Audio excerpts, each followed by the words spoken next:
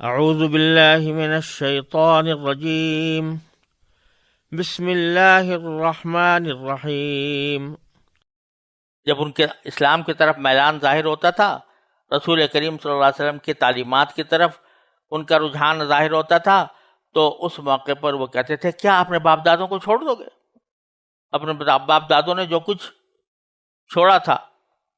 اور جو کچھ طریقہ چلا آ رہا تھا اس کو چھوڑ دو گے؟ اس کو چھوڑ کے ایک نیا طریقہ اختیار کر لو گے؟ اب یہ ایک بہت بڑا کٹھن امتحان ہوتا تھا اس شخص کا کہ جو اسلام کی طرف مائل ہو رہا ہے، اور دوسری طرف اس کو اپنے قبیلے، اپنے نسبی خاندان، اس سب کی مخالفت کا سامنا کرنا پڑتا تھا، اور ان سب کو چھوڑ کر صرف محمد رسول اللہ صلی اللہ علیہ وسلم کی اطاعت کرنی پڑتی تھی۔ تو ایک بہت بڑی آزمائش تھی، لیکن الحمدللہ جس کے دل میں ایمان پختہ ہو گیا تھا وہ اس آزمائش سے بڑی حسن و خوبی کے ساتھ نکلتا اور یہ کہتا کہ بھائی ہمارے رسم کچھ بھی چلی آ رہی ہو، ہم اس کو نہیں اب تسلیم کرتے، ہمارے پاس ایک ہدایت کی روشنی لے کر آئے ہیں محمد رسول اللہ صلی اللہ علیہ وسلم، اس لیے ہم اس کی طرف بڑھیں گے۔ تو یہی بات ہمیں اپنے ان طریقہ کار، ان طریقوں کے بارے میں بھی سوچنی چاہیے کہ جو ہمارے خاندانوں میں چلی آ رہی ہے اور مدت سے اس کا رواج چلا آتا ہے، اور قرآن و سنت کے احکام کے وہ خلاف ہے، تو آدمی کو بجائے اس رسم کی پیروی کرنے کے اللہ تعالیٰ اور اللہ کے رسول صلی اللہ علیہ وسلم کی پیروی کرنی ضروری ہے۔ یہ پہلی آیت کا خلاصہ تھا، یہ پہلی آیت کی تشریح تھی۔ اللہ تعالیٰ ہم سب کو اس پر عمل کی توفیق عطا فرمائے۔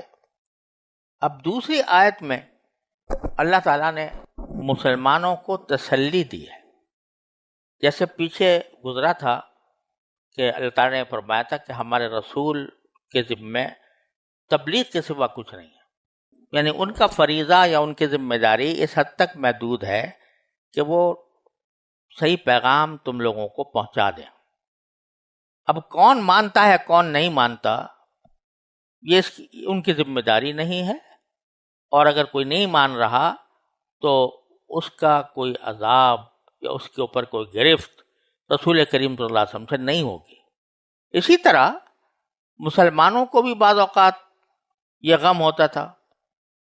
کہ ہم ان سے کہتے ہیں کہ تعالوا الی ما انزل اللہ الی الرسول، کہ اللہ کے کلام کی طرف آؤ اور رسول کی طرف آؤ، اور جواب میں یہ حرکتیں وہ کرتے تھے کہ ہم تو باپ دادوں کو پیچھے چلیں گے، تو اس سے ان کو غم ہوتا تھا۔ تو اس غم کی تسلی کے لیے اللہ تبارک و تعالیٰ نے فرمایا یا ایھا الذین آمنوا علیکم انفسکم، اے ایمان والو تم اپنی فکر کرو، لا یضرکم من ضل اذا اہتدیتم، جو لوگ گمراہ ہیں تو وہ تمہیں کوئی نقصان نہیں پہنچا سکتے جبکہ تم خود اذا اہتدیتم، جب تم خود صحیح راستے پر ہو، ہدایت کے راستے پر۔ واضح مطلب اس کا یہ ہے کہ جب تم اپنے فرائض صحیح طریقے سے ادا کر رہے ہو، انہی فرائض میں یہ بات بھی داخل ہے کہ تم غلط کاروں کو ان کی غلط کاری سے بچنے کی تلقین کرتے ہو، ان کو صحیح راستے کی طرف دعوت دیتے ہو۔ اذا اہتدیتم کے اندر یہ سب چیزیں داخل ہیں۔ جب تم خود ہدایت کے راستے پر ہو، کیا معنی کہ خود بھی دین کے احکام پر عمل کرتے ہو، دوسروں کو بھی دین کے احکام پر عمل کرنے کی دعوت دیتے ہو، تو پھر اب غم نہ کرو اگر وہ تمہاری بات نہیں مان رہے، وہ تمہاری دعوت کو قبول نہیں کر رہے، اسلام نہیں لا رہے، تو تمہیں کوئی فکر کرنے کی اور غم میں پڑنے کی ضرورت نہیں ہے، کیونکہ جو گمراہ ہیں وہ تمہیں نقصان نہیں پہنچا سکتے اپنی گمراہی کی وجہ سے، اس کی کوئی ذمہ داری تمہارے اوپر عائد نہیں ہوتی جب تک تم خود صحیح راستے پر ہو۔ یہ ہے اس آیت کریمہ کا اس سیاق میں مطلب۔ لیکن اللہ تبارک و تعالیٰ کے کلام کی یہ خصوصیت ہے کہ بات چاہے کسی خاص سیاق میں کی جا رہی ہو، لیکن اس کا جو حکم ہوتا ہے وہ عام ہوتا ہے۔ چنانچہ یہاں جو بات ہو رہی ہے، جو الفاظ استعمال فرمائے ہیں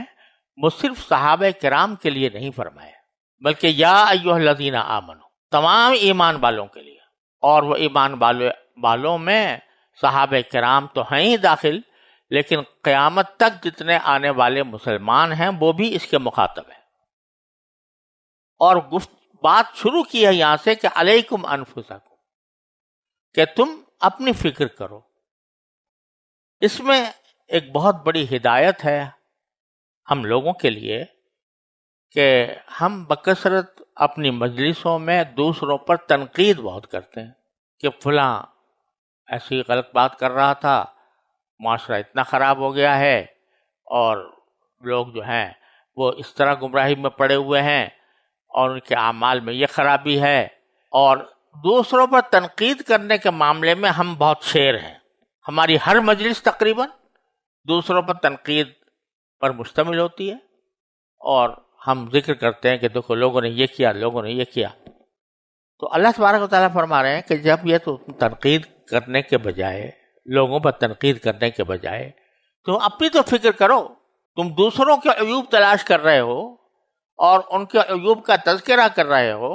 ان پر تنقید کر رہے ہو، بعض اوقات ان کا مذاق بھی اڑا رہے ہو، لیکن خود تمہیں اپنے جان کی فکر نہیں ہے کہ خود تم کس گڑھے میں پڑے ہوئے ہو، تمہارے اعمال میں کیا خرابی ہے، تمہارے اندر کیا عیب ہے، اس کی فکر کرو. تو یہ